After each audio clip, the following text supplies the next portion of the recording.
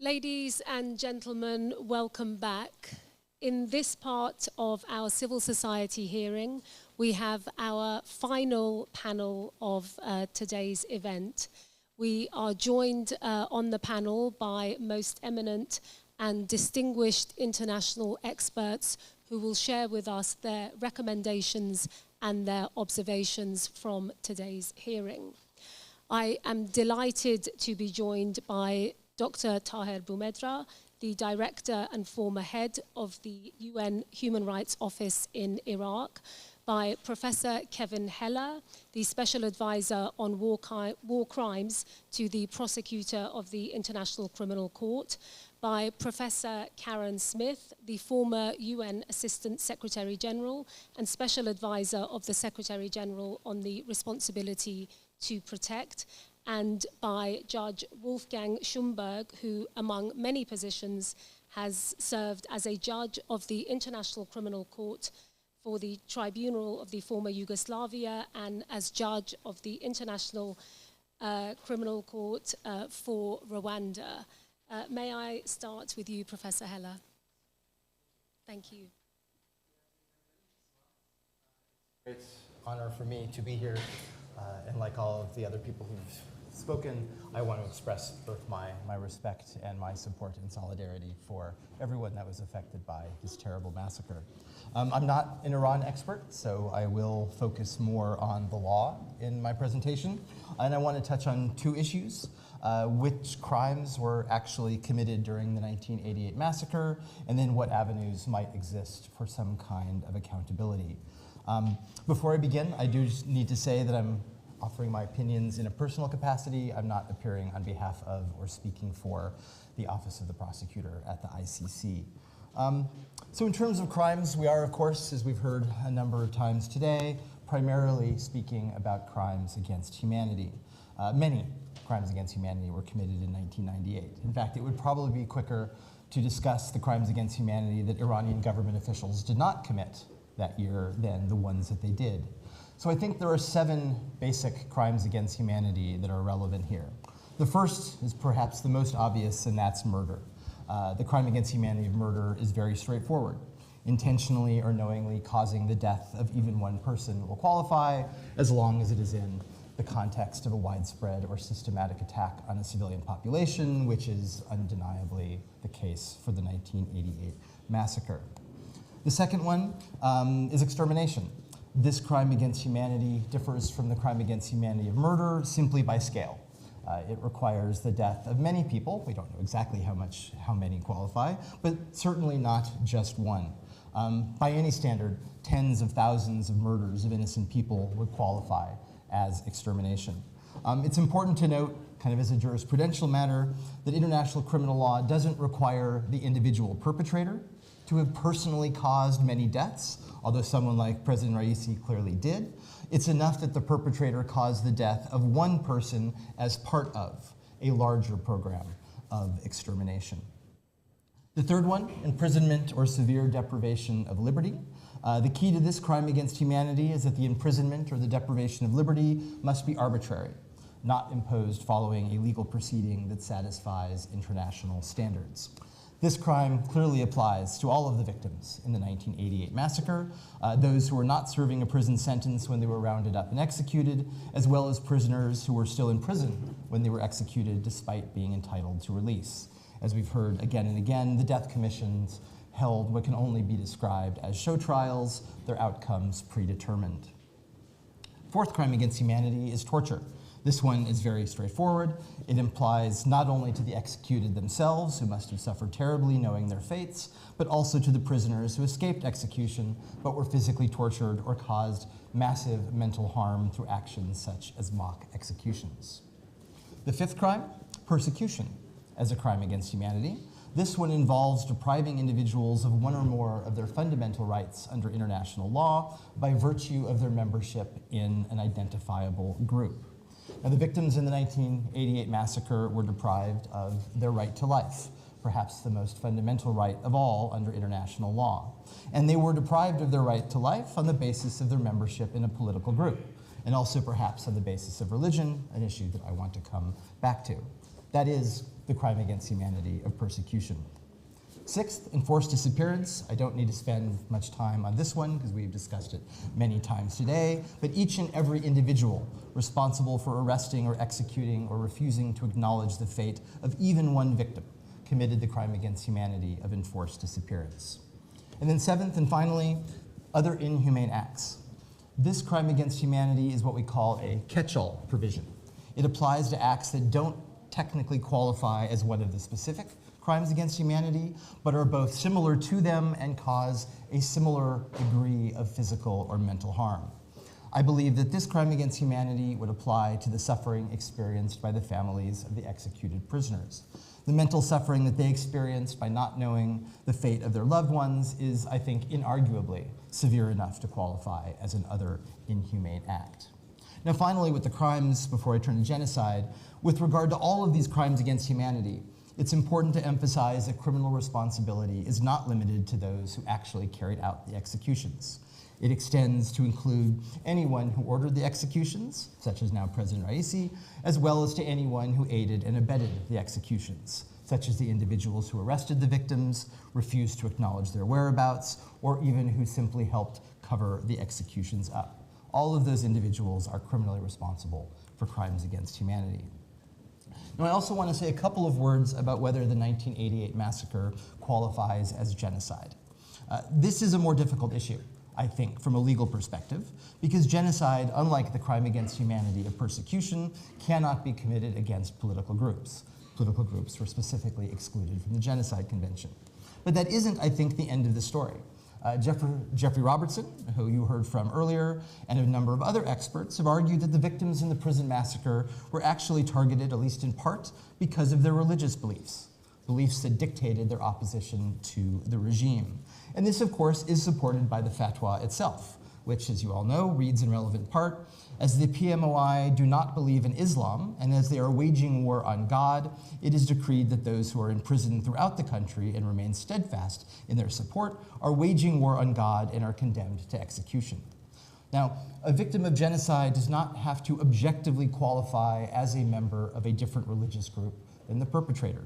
It is enough that the perpetrator perceives the victim to be a member of a different religion. So I think it's at least arguable that the 1988 massacre qualifies as genocide of a protected religious group. And I'll come back to that in a second with accountability. So, accountability. We have all these crimes. What can possibly be done? Well, we do need to acknowledge that the court that I'm involved with, the International Criminal Court, is not a possibility here.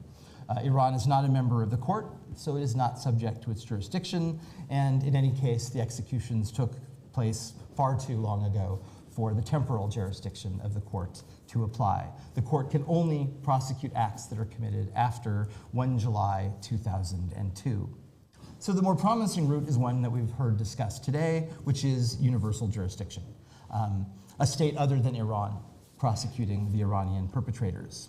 As you know, we already have an example of a successful universal jurisdiction prosecution, Hamid Nouri in Sweden, and I think we need many, many more such universal jurisdiction prosecutions. But individual states, and we have to acknowledge this, are limited in their ability to build strong cases against Iranian perpetrators, against any perpetrator who commits a crime on another state's territory. So I really want to echo Amnesty International's call for the creation of an international investigative mechanism for Iran, one like we have already seen created for Syria and Myanmar. Such a mechanism would be invaluable for developing the evidence that states will need to conduct successful universal jurisdiction prosecutions. Now I want to end by mentioning one more avenue of accountability, and that's the International Court of Justice. Now the International Court of Justice is not a criminal court. It doesn't hold individuals responsible. It holds states responsible for violating international law. But the court does have the power to order states to take actions to promote criminal accountability for perpetrators of international crimes. The question here is, once again, jurisdiction. Iran does not accept the court's jurisdiction for general violations of international law, so another state can't go to the ICJ and simply claim that Iran violated international law during the 1988 massacre. Iran also hasn't ratified the Torture Convention, which permits any state that is a member of the Torture Convention to bring any other state that is a member of the Torture Convention to the court to resolve a dispute over torture. But, and this is the important but, Iran has ratified the Genocide Convention, and the Genocide Convention contains a similar dispute resolution provision. Here's the text of Article 9, and please forgive the legalese.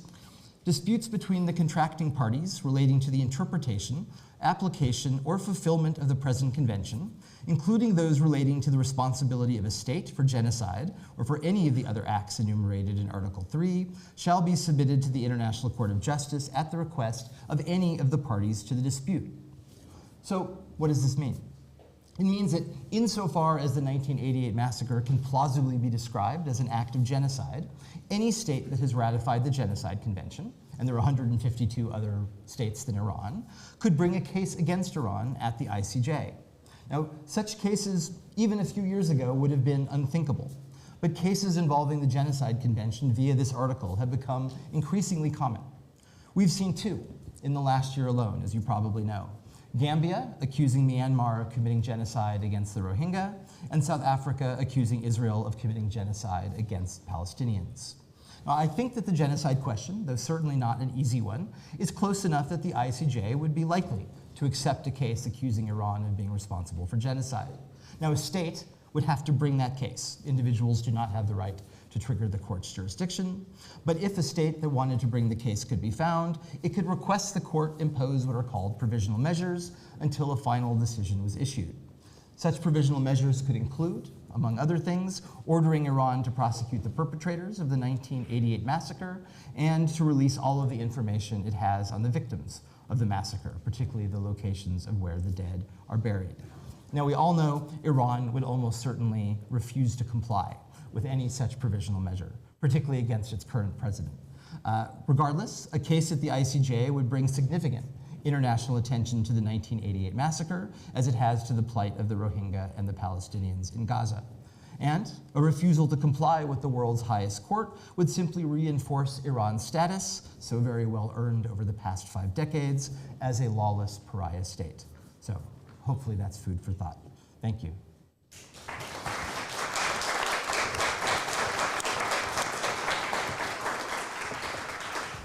Thank you most sincerely to Professor Heller for your expert contribution this afternoon. May I move swiftly on to Professor Karen Smith for your observations, remarks, and any recommendations you can share with us. Good afternoon, everyone, and I'm impressed that everyone is still here and awake this late in the afternoon. And it's obviously because of the importance of this meeting that we're having here today. And I appreciate you all being here, and I'd also just like to thank the organizers for inviting me to speak at this very important event.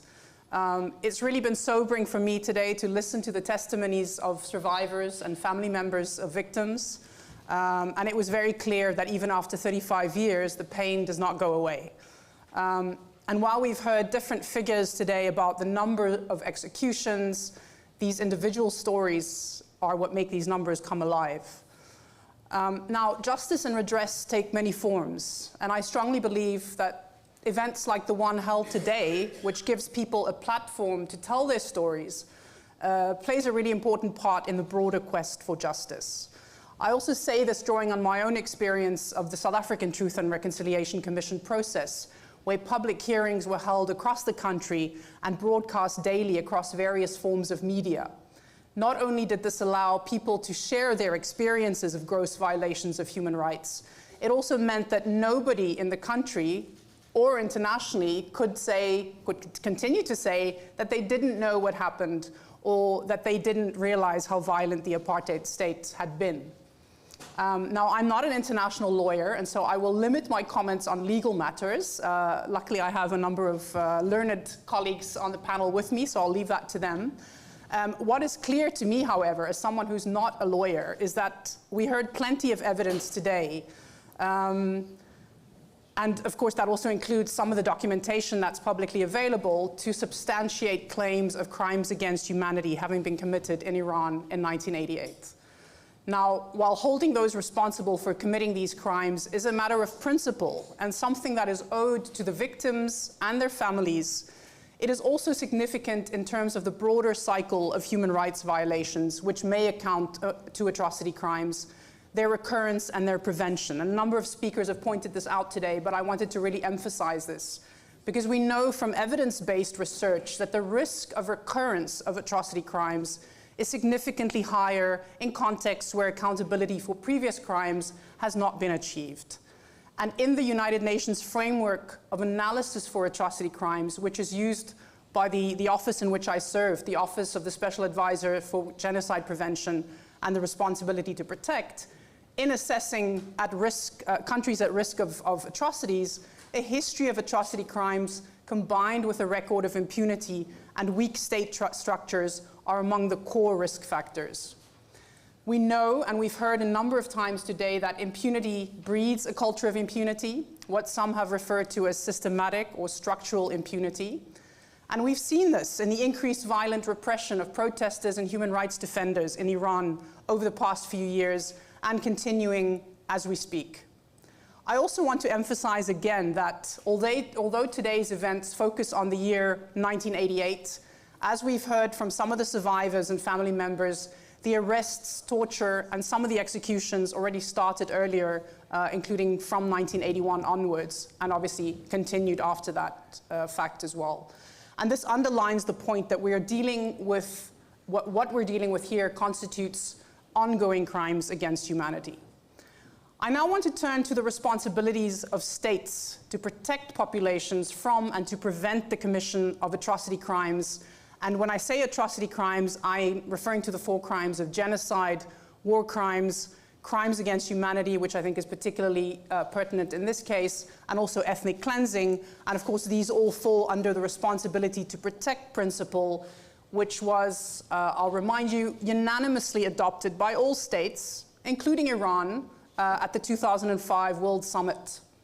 Now, while this means that Iran has the primary responsibility to protect its populations from such atrocities, and this includes taking measures to lower the risk of atrocity crimes, one of which is ensuring that the perpetrators of previous atrocity crimes are held to account and that justice is served, we also know that in light of recent and current events in Iran and the history of impunity, it's clear that Iran is not upholding its responsibility. So under the responsibility to protect, this responsibility then falls on the international community, which has a collective legal, moral, and political duty to prevent the commission and recurrence of atrocity crimes. In his 2017 report to the General Assembly on the responsibility to protect, the UN Secretary General emphasized the importance of strengthening accountability for the prevention of mass atrocity crimes. Now, while legal accountability relates to obligations under national and international law, accountability for implementation of the responsibility to protect, however, goes beyond legal obligations and includes a moral and a political dimension. Now, while the Human Rights Council has heeded calls by civil society to establish a fact-finding mission into the state-led human rights violations in Iran during and following the 2022 protests, it is important that these events, as we've discussed today, not be seen in isolation, but as part of a longer trend of human rights violations, some of which amount to atrocity crimes that has been the result of decades of impunity. I therefore want to reiterate the call by human rights experts and civil society groups that the Human Rights Council expands the mandate of the fact-finding mission to include the events that occurred in 1998, or alternatively that a separate UN Commission of Inquiry be established to investigate the crimes committed in 1988, in order to document evidence that could be used in eventual trials. Now, I'm well aware of the challenges of implementing recommendations and bringing redress to the victims of the crimes committed, but however selective or limited the immediate results of justice for atrocity crimes might be perceived, the critical importance of these efforts for those affected, as well as their long-term impact as a deterrent of future atrocities, must be recognized. We also know that seemingly symbolic gestures, and here I'm thinking, for example, of the ICC warrant for President Putin, not only sends a signal to perpetrators that the international community is taking note, but can also contribute to justice in small ways by, for example, limiting the freedom of movement of perpetrators, even when they're heads of state. I'm also thinking of the fact that President Raisi cancelled his trip to Geneva to speak at the Global Refugee Forum last December, following calls for his arrest. In the same way, targeted sanctions can limit the freedoms enjoyed by known perpetrators, also those at lower levels. And here I want to just note that, and the previous speaker pointed this out today, while the testimonies today have focused mainly on prominent individuals as perpetrators, let us not forget those lower level officials who also need to be held accountable.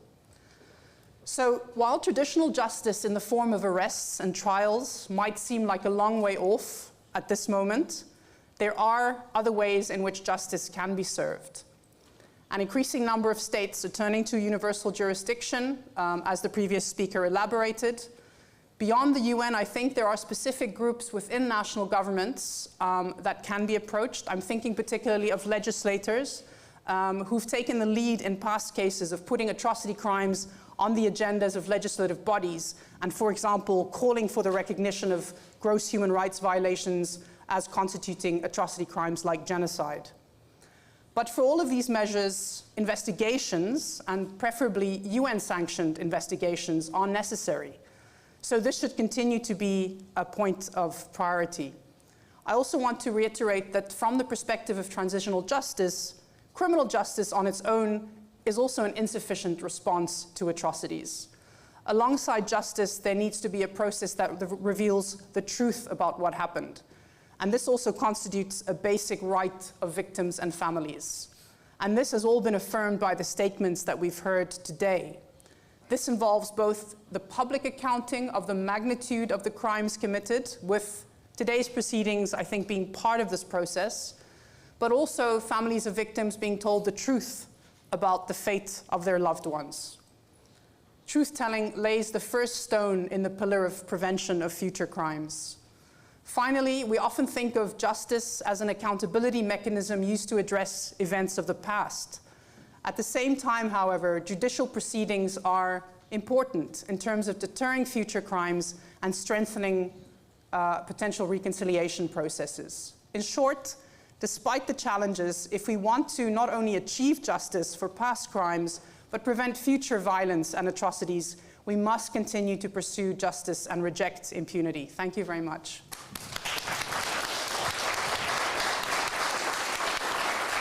Thank you so much to Professor Karen Smith. Now, if I may, I'd like to turn to Judge Schumberg, please, for your remarks. Thank you. Again, very good evening to all of you. It's really enjoyable that so many of you are still here and listen to what we try to say, and in particular our recommendations. Having been a judge for many years, no, it works. You can understand. And being confronted with the most serious crimes committed in former Yugoslavia and in particular in Rwanda, I was deeply impressed today. I was really surprised that you could, with your testimony, bring my mood down because of the details of what you had to tell us. But thinking pink, in the past it was always said, and I wonder if it was not said 35 years ago, okay, this is a high-ranking person. We need this person for the purpose of bringing peace to the area, and he or she should not be arrested. I think now we know it the other way around. Would Raisi had been arrested in 1988 by the international community, would we have the situation today where he continues, and we heard the word continues crimes, and then going into details, even the most recent ones in crimes committed against women, because one of them didn't wear the scarf in a proper way and finally died. But it's not the only thing. I would say all the other crimes would have found an end if there would have been an intervention by the international community. And it is my firm belief that when we will live in peace in future, then we must intervene when we see a crime. If you see a wrong, you must right it. There is this fundamental saying, the basis for not only international law, but for justice in general. There is no peace without justice, and no justice without truth.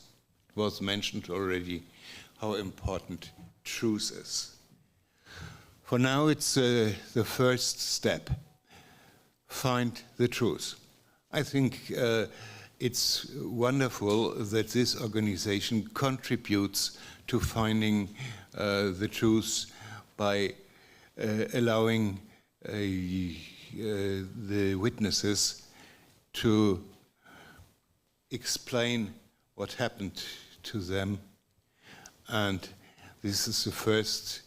This is a first step, and I wonder whether it wouldn't be wise to lay down a transcript on the witness testimonies of today and collect these transcripts of this meeting, previous meetings, and meetings to come.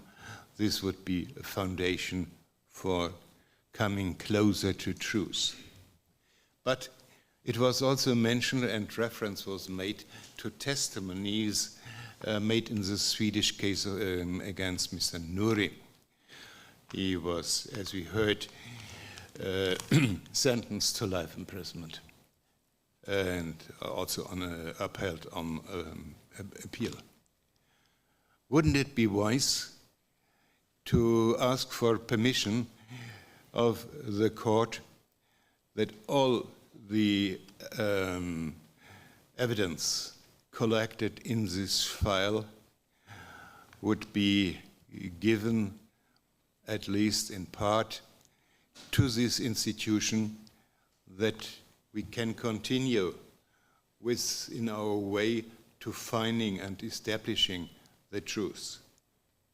This brings me to the next idea. It was a Swedish court. Why was it a Swedish court? And we speak about justice. Justice in this sense, in this context, means to mete out a sanction when the alleged perpetrator is found guilty. And therefore, we need a domestic court. Why a domestic court? It was already said ICC cannot engage in this because it was far too early. And also to think pink at present, I think the ICC is overloaded with problems, and they will not open a case against something that happened primarily in 1988. But this is an advantage. I think 1 year ago, I would never have opted for the establishment of another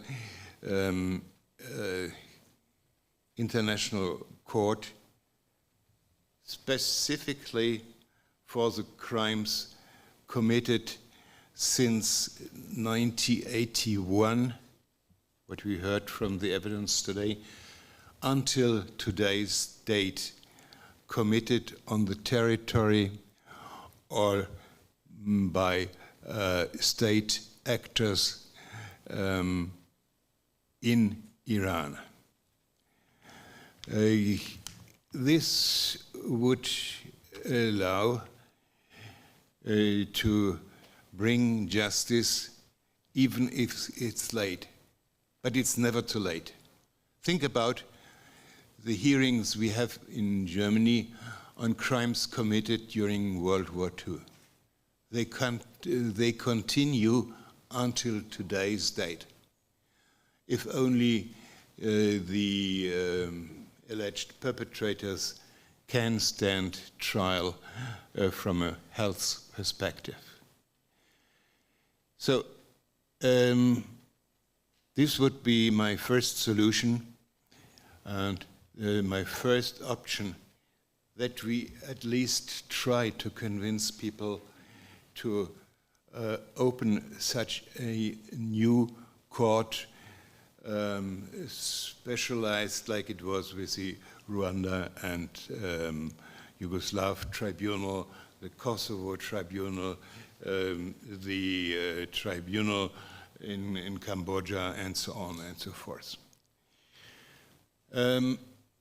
It would be the best solution, because we still have when we go down to the next level, domestic courts hearing, we have two problems.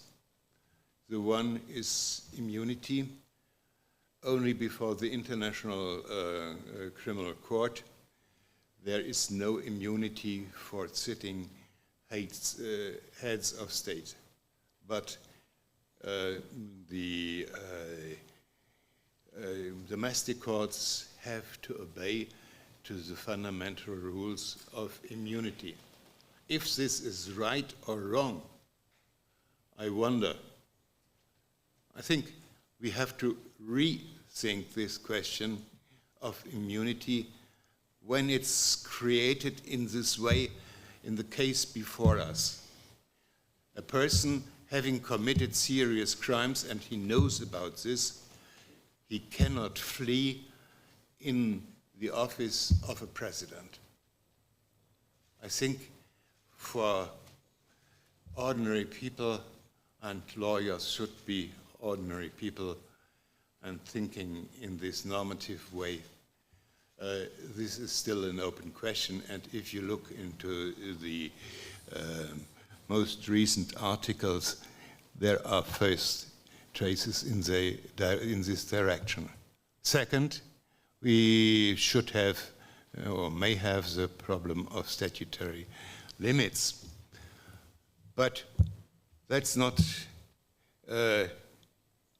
true, because I think the purpose of these statutory limits, that after a certain period of time you can no longer prosecute a person, cannot apply in such a situation, because such a limitation is designed to protect individuals from having to defend themselves against charges when the basic facts have become obscured and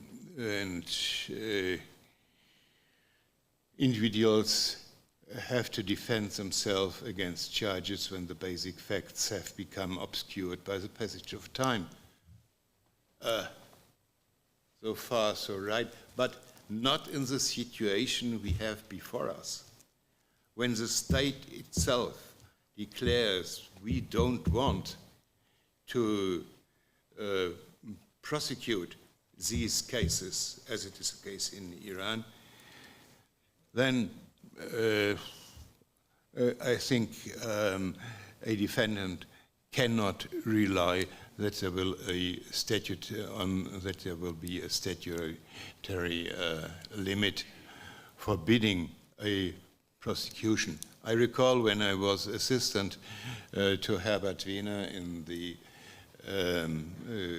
in German Parliament, we had the discussion whether or not we should do away with the statutory limit in relation to murder, because the result would have been that the most heinous crimes committed during World War II, they couldn't be prosecuted because of lapse of time, and therefore the Parliament, after long discussion, decided no. For murder, there is no statutory limit. I think these are two important points we have to think when about the real possibilities before the court. But as long as we are not there, let's come back to truth. And the truth-finding mission is still open.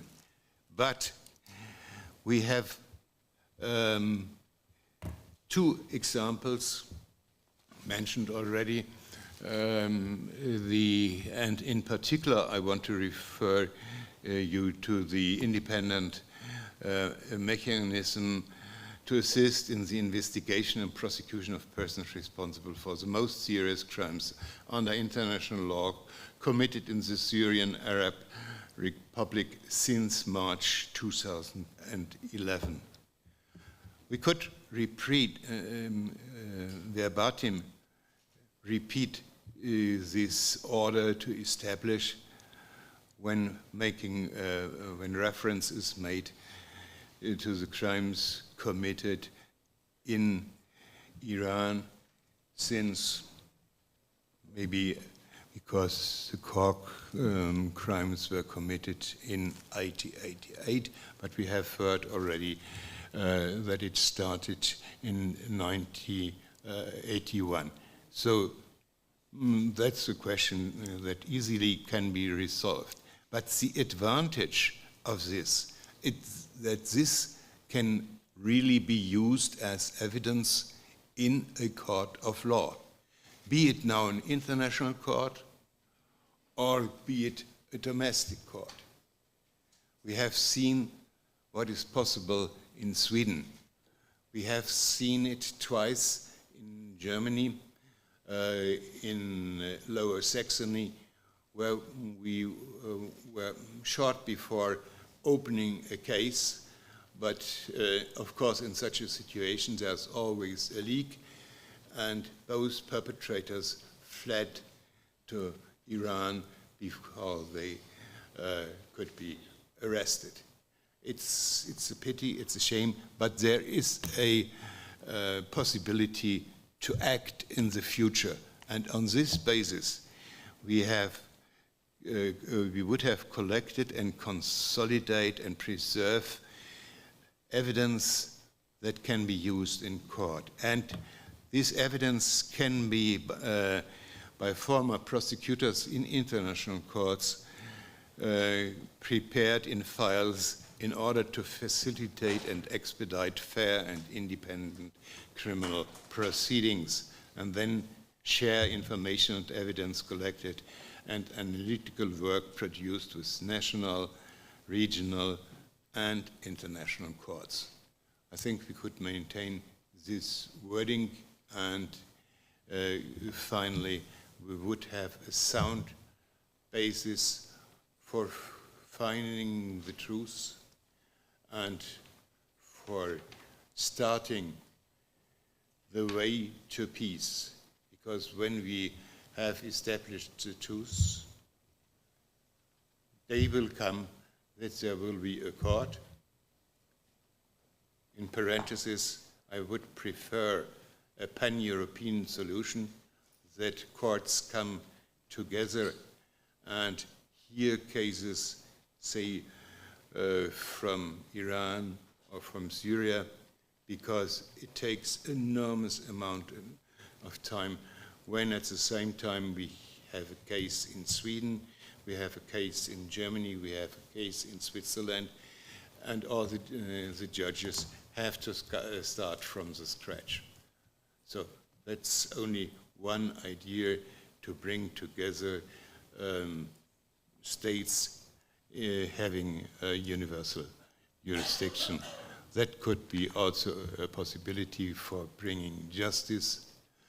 And finally, I think you agree with me that when we have the truth collected and when we have seen justice to be done, then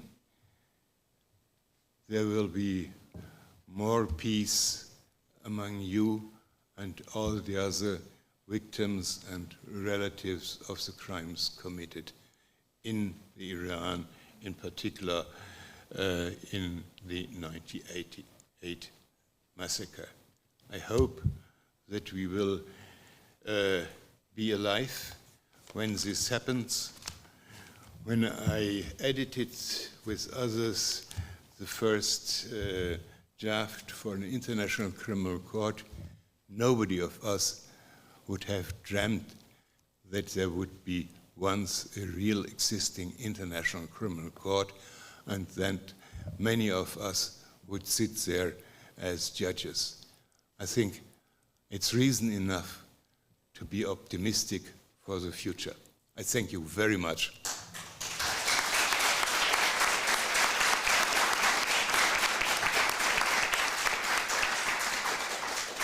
Thank you very much, Judge Schumberg. It's really our great honor and our privilege that you accepted JVMI's invitation to be here, and I'd like to thank you most sincerely for your contribution. Finally, ladies and gentlemen, the final panelist of this session and today's hearing is Dr. Taher Boumedra, who is the director of JVMI.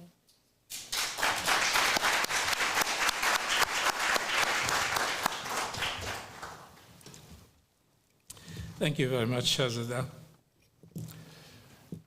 Ladies and gentlemen, on behalf of JVMI, I would like to thank everybody who contributed in today's discussion. You have really enriched the efforts of JVMI, and you have enlightened the way forward for JVMI to make sure that this issue does not fall into oblivion. I would like also to clarify certain issues related to my person. And this morning, Azada has pronounced some very kind words towards my person. And some of the witnesses also said something that I have become one of them. And I face a lot of questions regarding my involvement with Camp Ashraf in Iraq and JVMI today since 2015. The reality is that I had never known the organization of the Mujahideen, MEK. I just have discovered this by accident, by the fact of being the chief of the Human Rights Office of the United Nations in Iraq. And before that, I am from Algeria, North Africa. North Africa is very far from Iran, and culturally, there isn't much to share. And this is why, when I went to Iraq, I was there to do a job for the United Nations according to the mission of UNAMI, which is defined by a resolution of the Security Council under Chapter 7. When we say Chapter 7, it means it's a binding resolution.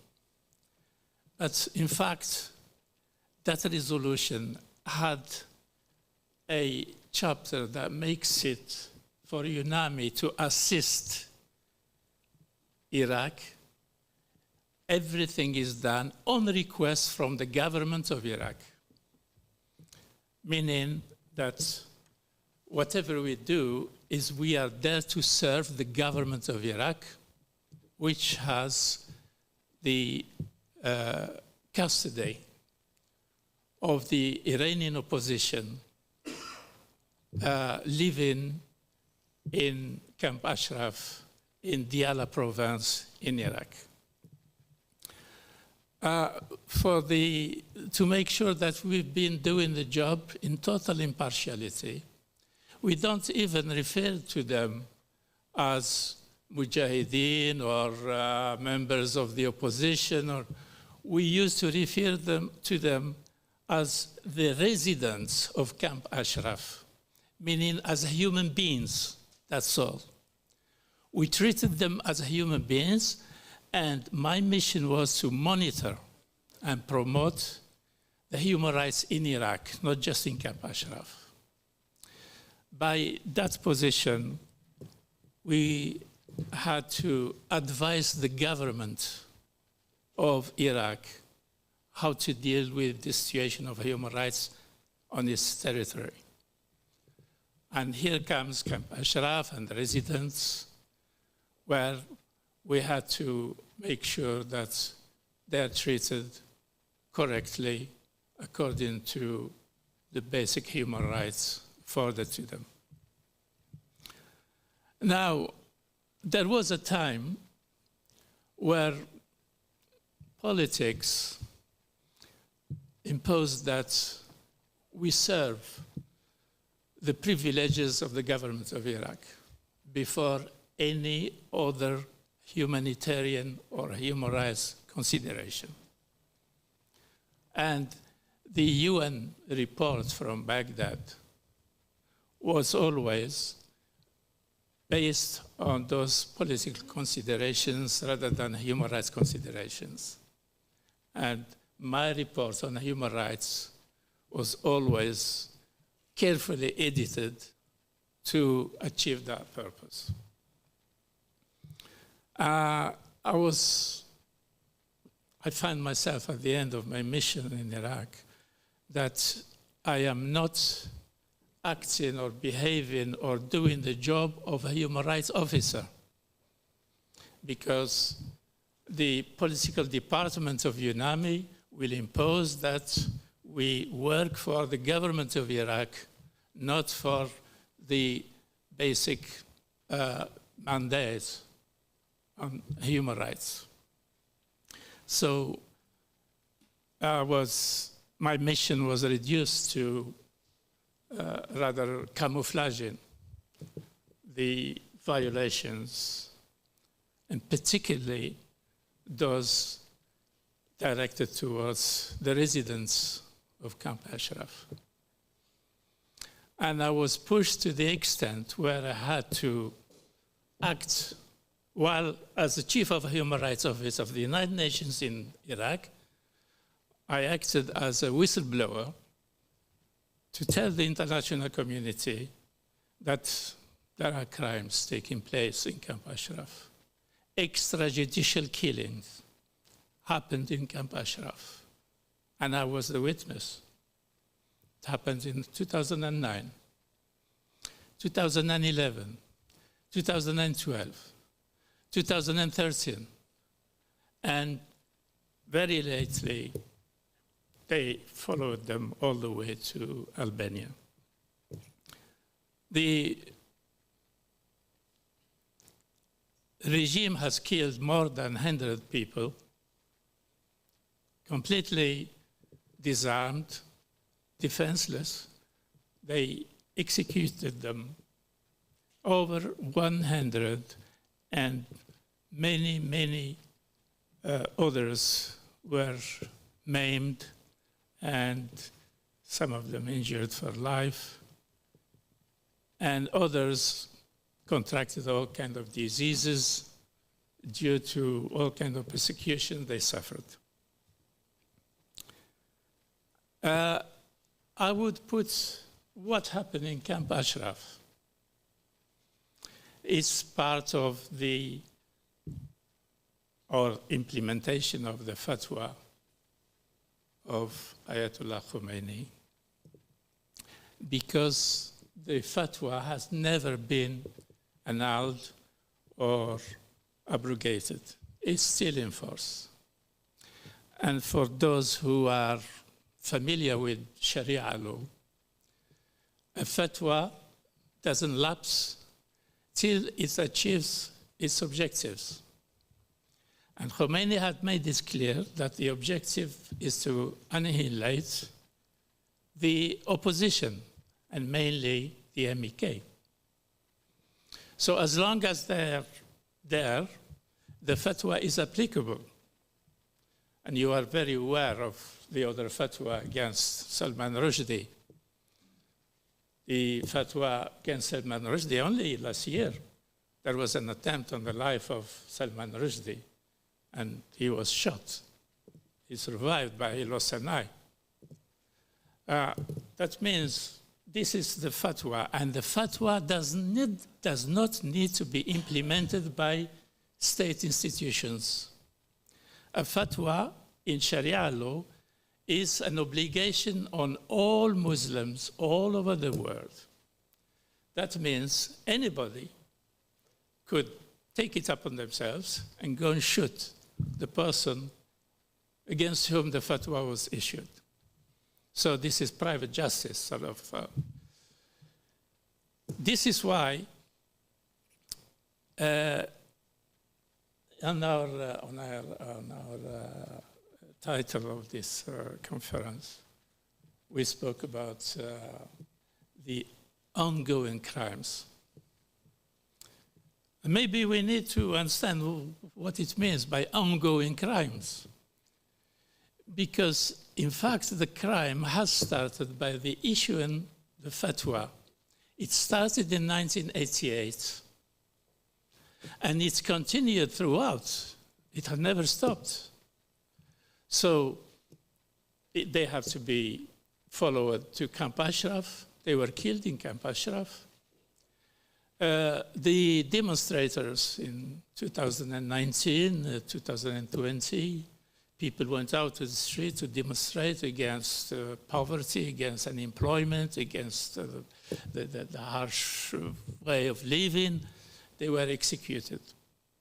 And usually those who are there executed and hanged publicly are members of the MEK. The ongoing crime, who JVMI has been recording, is extending every day. And we could see today that there are still people being hanged publicly, and it's not going to stop there. It's not going to stop there. We will see further executions, further massacres, as long as this regime is in power. And maybe some will ask the question, you held this hearing, the civil society hearing today. We only heard and saw the activists and sympathizers and friends of the Iranian opposition. We haven't seen the other side, because a hearing normally is contradictory. You need to hear from this side and the other. We all know that the Iranian regime is unwilling to cooperate on this issue. So it's impossible to hold a hearing where the other side will also be heard and contribute to say their side of the truth. But now, because of the Iranian regime refused to cooperate, and you know very well that the current special rapporteur on the human rights situation in Iran was not authorized to visit the country. And the previous special rapporteurs to any special rapporteur on the human rights situation in Iran from the beginning of the 2002, 2003 were denied access to the country. And the Iranian regime refuses any cooperation with them.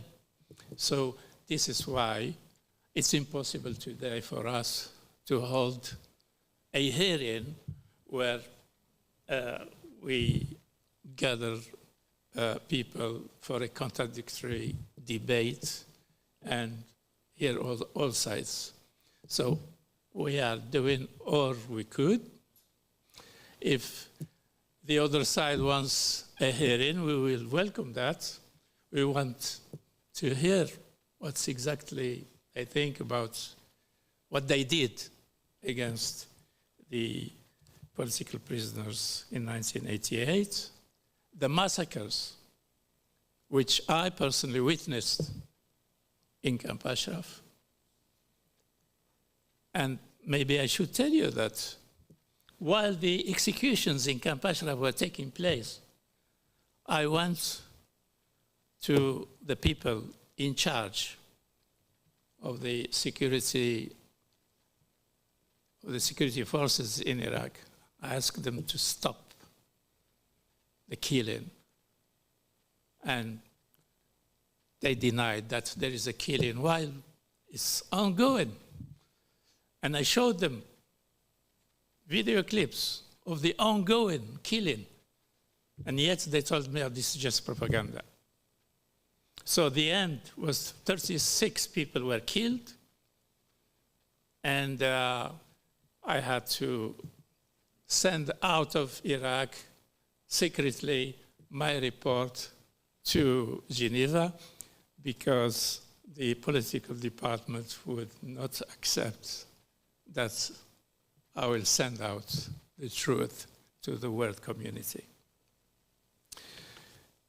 Having said that, we know in JVMI that the task is very challenging. When we started it in 2015, we didn't think that we'll reach this stage where lots of issues have been clarified. What we believe is the truth has come out. Is it the full truth, the absolute truth? That could be only achieved by an independent international commission of inquiry. That international commission of inquiry is rejected by the Iranian regime. So we have to continue convincing not only the United Nations, the Human Rights Council, and the diplomatic community. Because the diplomatic community is also reluctant about following up on these issues. Because when we talk about diplomatic community, whether we like it or not, this is the reality. The states look for their interests before any issues of human rights and democracy. And when I say that, the issue of universal jurisdiction came up. And obviously, in 2016, we tried to study all possibilities, all avenues that would lead to a successful prosecution. And we realized that through the ICC, it's extremely difficult. And a referral by the Security Council to the ICC is impossible. So the avenue of the ICC seems to be a serious challenge. I wouldn't say it's impossible, but extremely challenging. We thought at the time that the universal jurisdiction probably would be the most available avenue for pursuing this issue. And we tried. If you remember, at the conference, on the World Conference on Climate Change in Glasgow, we heard that Ebrahim Raisi was invited to the conference. And we thought that, well, this is an opportunity to put the universal jurisdiction to test. And we went and recorded complaints with the Metropolitan Police in London and the Scottish Police in Glasgow, a complaint against Ebrahim Raisi. Now, really, we face the truth of the reality of the state's interests, their political thinking versus their claim of protecting human rights. And we realized that the British legislation gives the power to the Foreign Ministry, the FCO, FCDO, or the new name of the Ministry of Foreign Affairs. It's only the Ministry of Foreign Affairs that authorizes the public prosecution to follow up on the case. That means we did not receive any reply to our complaint. And this was, the legislation was clear that only if the high interests of the state authorize the public prosecution to take place, they could do so. That is the same in most of the countries that allow the universal jurisdiction. There was a breakthrough in the Stockholm prosecution of Hamid Nouri. He was successfully prosecuted under universal jurisdiction. But it is easy to achieve that prosecution when there is a will of the state to do so. And unfortunately, most of the European countries so far, they are showing some kind of complacency towards the regime because there are plenty of other interests that come before the human rights interests. Having said that, I promise you, JVMI will not give up.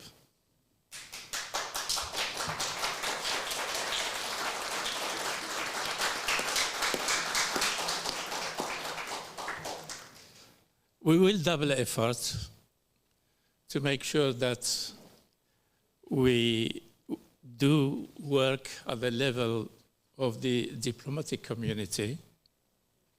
And it's very important that we invest all our efforts to make sure that there will be a breakthrough through the General Assembly of the United Nations. And there will be also breakthrough through the application of the universal jurisdiction. And we will remain attentive to all other avenues that will be available. Your contribution today is very encouraging. It gives us new spirit, a new look forward. And I think the presence of the Special Rapporteur and the chair of the working group on enforced disappearances with us today is very, very encouraging. They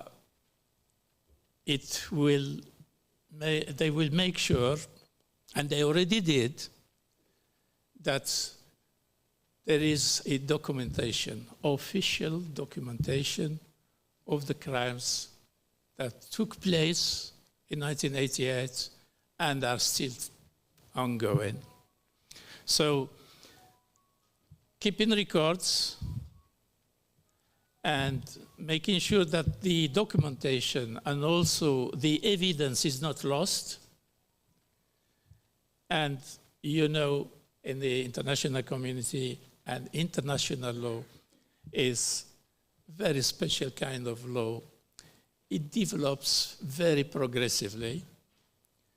But those of you who remember the 1993 World Conference on Human Rights, in that conference, we were very far away from thinking about prosecuting international criminals.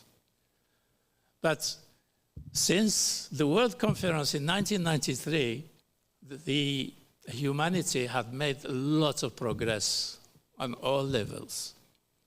That applies to the task we took on board in JVMI, that progressive development will eventually achieve results. And I thank you very much.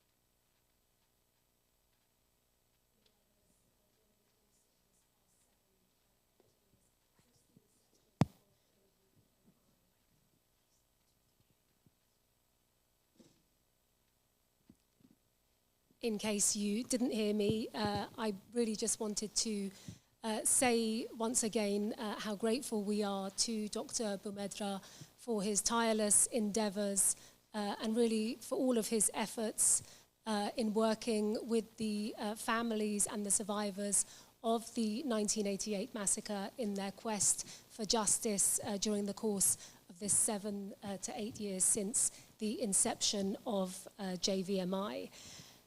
As we bring this meeting to a close, I would like to invite Professor Javid Rahman, the Special Rapporteur on Iran, really to give us any concluding observations that he may have. Thank you.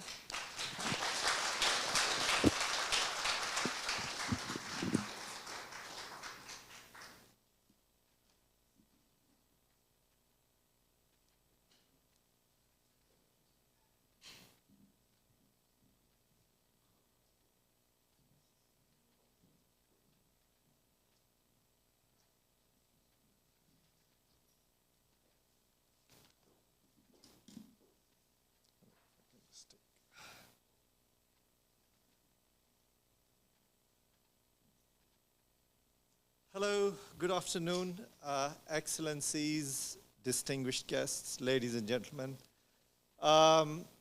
This day today has been a long day, but it has reinvigorated our commitment for the cause of justice and for the cause of truth. And here, while I'm thanking Justice for Victims of 1988 Massacres in Iran, for organizing this event, I would also reaffirm my commitment and to assure what Tahir just mentioned, that my mandate will not give up. We will continue to support and seek justice, accountability, and truth. This is my promise to you, and this is the promise from my mandate.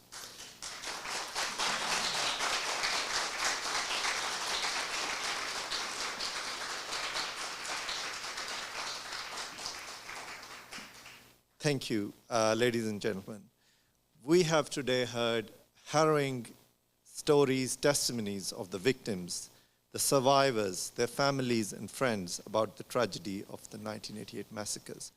we have also heard experts. My own colleague is here, special procedures, how we want to ensure that justice is done. The episode of what happened in 1988 is deeply painful to all of us.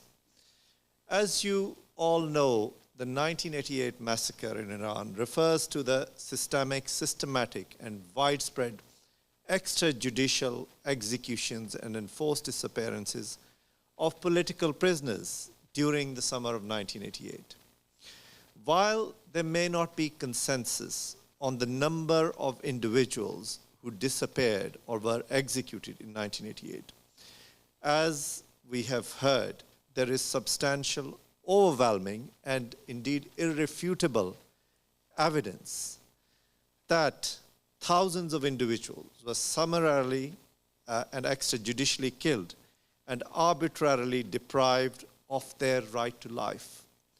This was in violation to the most fundamental of international human rights instruments, including the Universal Declaration of Human Rights, Article 3, as well as the International Covenant on Civil and Political Rights, Article 6, to which we must remind the Iranian authorities that they are a party and they were a party in 1988. As I mentioned this morning, the 1988 massacres resulting in the summary and arbitrary executions, as well as the enforced disappearances, have been a source of very serious concerns for me as a special rapporteur on the human rights situation in the Islamic Republic of Iran, as well as my other esteemed colleagues in the UN special procedures.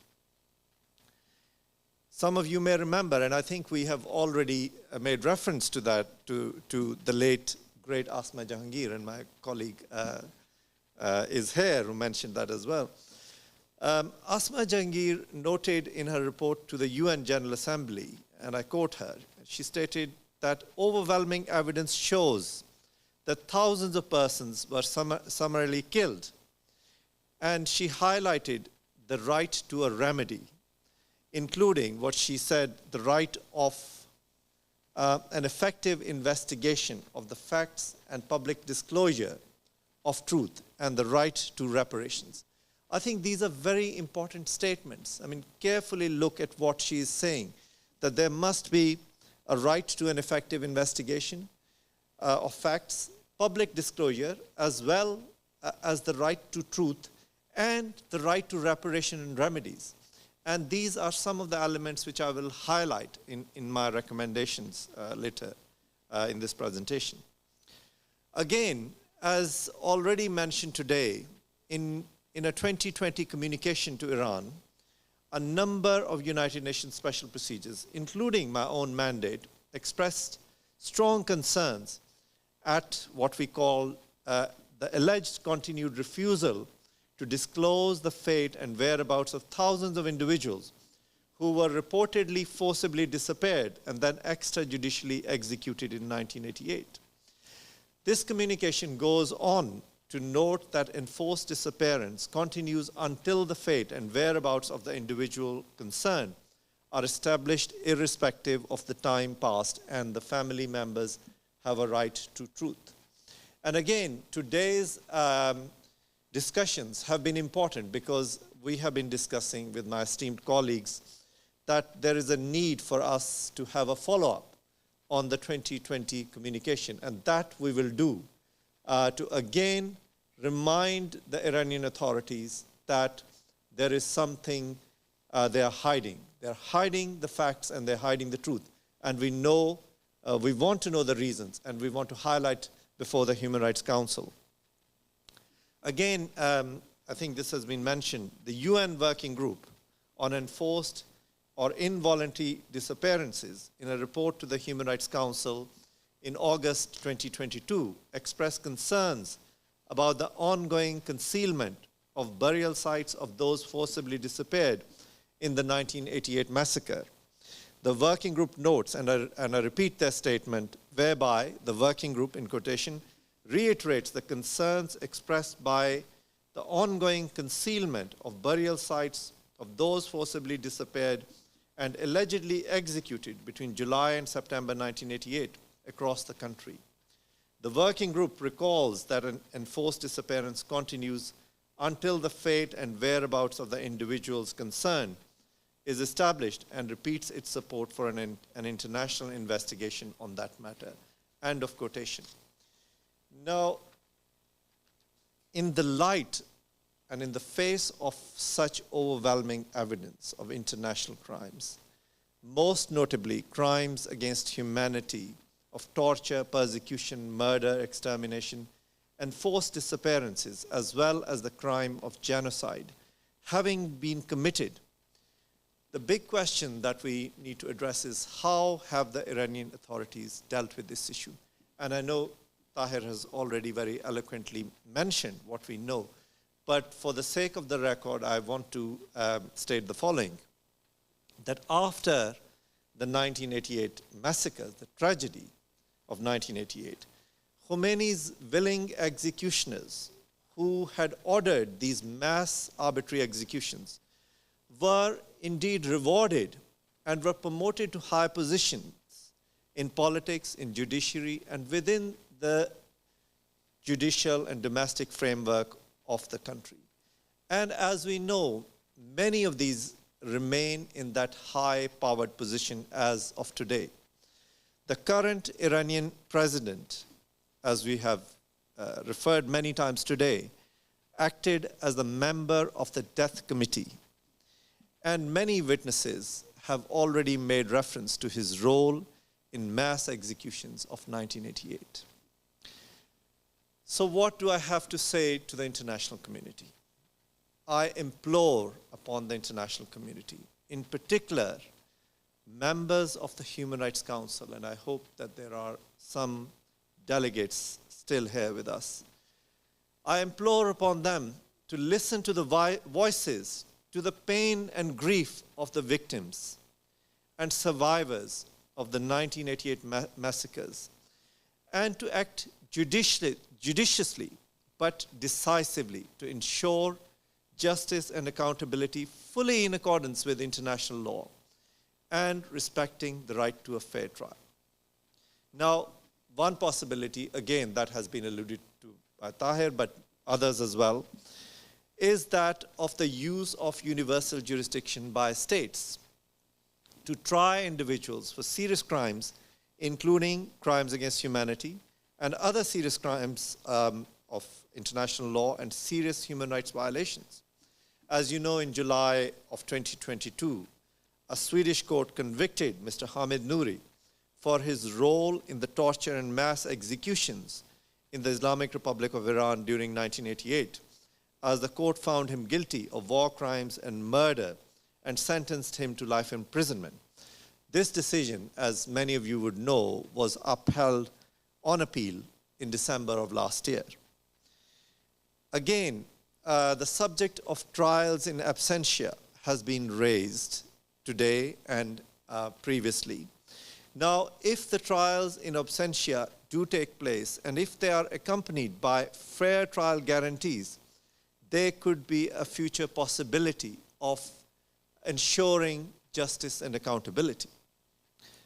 Ladies and gentlemen, I have on numerous occasions called upon the international community for the establishment of an international investigative mechanism or an international commission of inquiry to ensure accountability, but also to establish the truth and ultimately the justice for the victims of the 1988 massacres.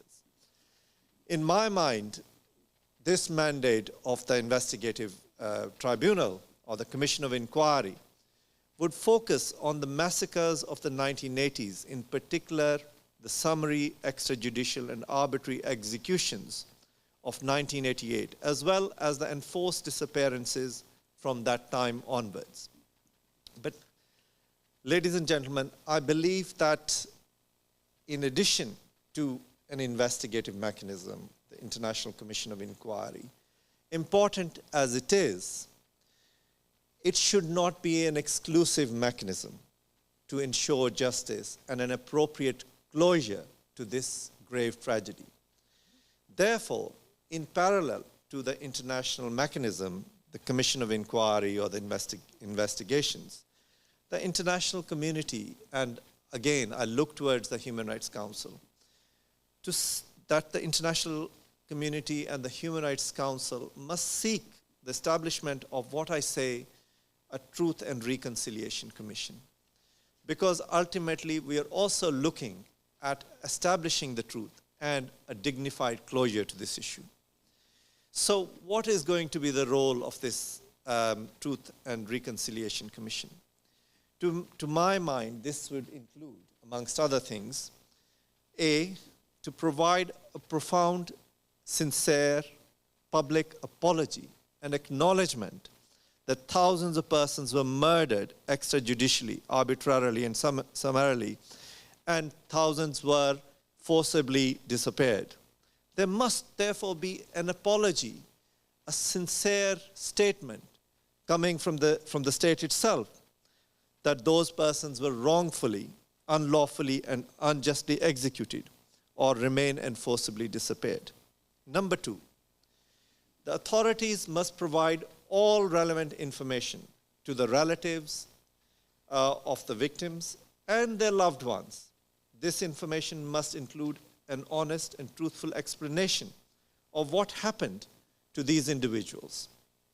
Number three, publications of details and name of all persons who have been executed or have been enforceably disappeared, and other relevant details. For example, where these individuals are buried, what has happened to their graves, what has happened to their remains. Tragic as this sounds, the victims' deaths must be acknowledged even retrospectively. They must be given a dignified end, and therefore the state must provide truthful and honest statements as to their deaths, not what we have heard today about hiding and lying about their end. Some saying just death, some saying causing of natural death, and some giving no explanation to their families at all. Again, just to repeat, establishing fully the complete honest truth behind this massive tragedy where people are still suffering. Number four, an absolute commitment on the part of the state or the authorities to cooperate with the victims, the survivors, and their families, including allowing them to appropriately mourn the death of their loved ones. And here, I'm also looking at those people, you people, who have suffered for decades, and you have received nothing but threats and intimidation. And people, the MEK people living in Albania, and what we heard from Tahir once again, there must be a closure to all these tragedies and victimization and harassment. And the state has to recognize that it has to be inclusive of those who have suffered. And time has come for them to be included in a dialogue and cooperation. Number six, by implication to what I have said, immediate end to the harassment, intimidation, or targeting of the victims or their survivors and their families, and ending of a state policy of consistent reprisals and killing as of today of those who question what happened in 1988. And we have colleagues here who keep sending me information and communications about individuals who are still put in prison simply because they want the truth, simply because they are seeking justice for their loved ones. That policy of the state must end. Number seven, they have to invite victims' families to visit the graves of their loved ones and to facilitate and provide, again, with all of the relevant information as to what happened. Number eight, the state has to introduce, in accordance with international law and international guidelines, a policy, a sustained policy of reparations and all appropriate remedies for the victims, the survivors, as well as the families of those who were executed or enforcibly disappeared. Finally, ladies and gentlemen, I will say this, that there must be accountability, there must be justice, as well as a mechanism to finally reach to the truth and a closure to this deep and painful wound which is still with us. Thank you very much.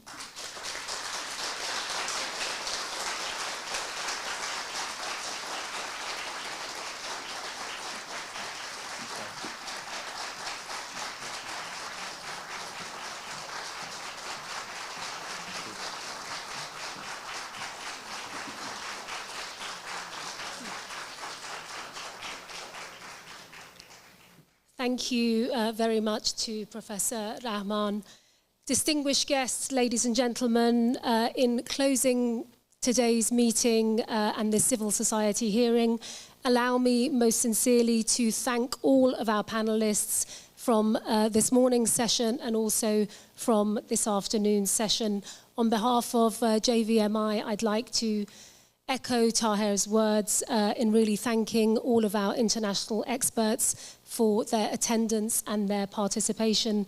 And I'd also like to thank most sincerely the survivors of the 1988 massacre, as well as the families of the victims for their incredibly moving testimonies in each of our sessions. In my very humble opinion, you really do honour your loved ones in your quest for justice. And as Tahir has said, JVMI will certainly not give up on you.